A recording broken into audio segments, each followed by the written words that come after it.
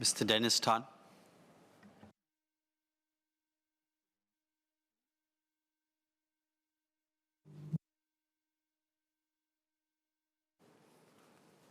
Mr. Deputy Speaker, the Family Justice Reform Bill proposes to establish a new maintenance enforcement process, MEP, which kicks in when applicants apply to enforce a maintenance order in the event of non-payment by their former spouse.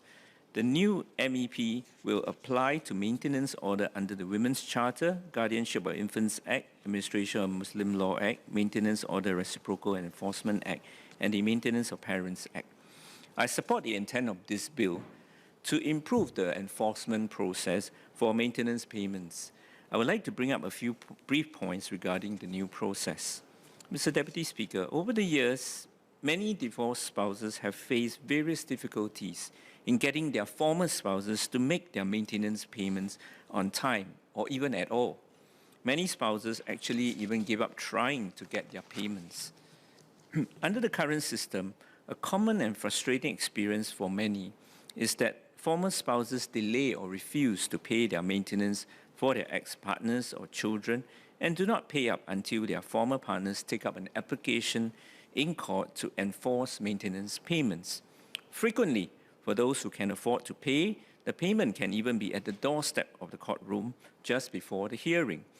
On such an occasion, I understand that the applicant does not even get his legal costs paid, despite having to take up such an application and engaging a lawyer in the process.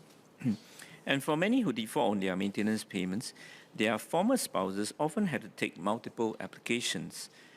Many applicants had to take leave from work each time and would even lose income from spending time instructing their lawyers and attending court hearings. Many, I'm told, just gave up after a few tries. They just couldn't afford the time and efforts, and many prefer to spend the time earning more income to make up for their former spouse's maintenance payments, instead of expending time and efforts in applying repeatedly for enforcement.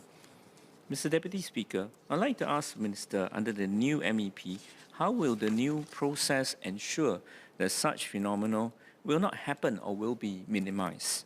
I know that under the new process, if a maintenance order has not been complied with, the applicant will need to make an application, albeit online, and when the court, if the court were to make a show payment order requiring proof of payment, specifying an imprisonment term for the respondent's breach of the show payment order.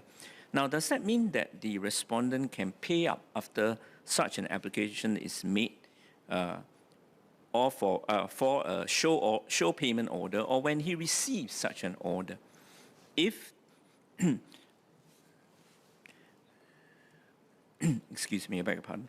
Mr. Speaker, I support the new requirement of the MEOs having to distinguish between respondents who cannot afford to pay for maintenance due to their financial situation and those who refuse to pay when they can afford to do so. This is important. It will help to deter and weed out those who game the system by refusing to pay until at least an application for enforcement is made.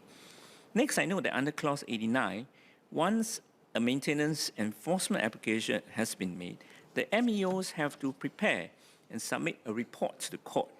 While the said clause allows the MEO to provide an interim report to any party whom the MEO thinks and any information in the MEO's report ought to be brought to the attention of such a party, the bill does not seem to require the MEO to provide a full report to the applicant, the respondent, or both.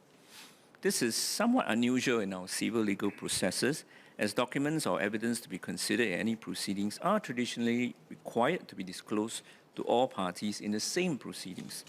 Moreover, it would also be fair to both parties. For example, the applicant should know why the application fails, and both parties should know its contents to decide whether it is fair and should be appealed against. If the respondent can afford his maintenance payments, disclosure of such report to the applicant may also deter the respondent from trying to hide his financial status. I also note that Clause 90 allows for redaction, and I would like to ask the Minister, what is the rationale, if any, for not allowing automatic and full disclosure of the MEO's report to both parties in an application? And I also like to ask what type of information will likely be redacted from this report or excluded from the interim report if the judge decides that such report should be given to either party. Mr. Deputy Speaker, aside from the concerns I've raised, I support the bill. I hope the new MEP will significantly reduce incidents of deliberate and late or non-payment of maintenance. Thank you.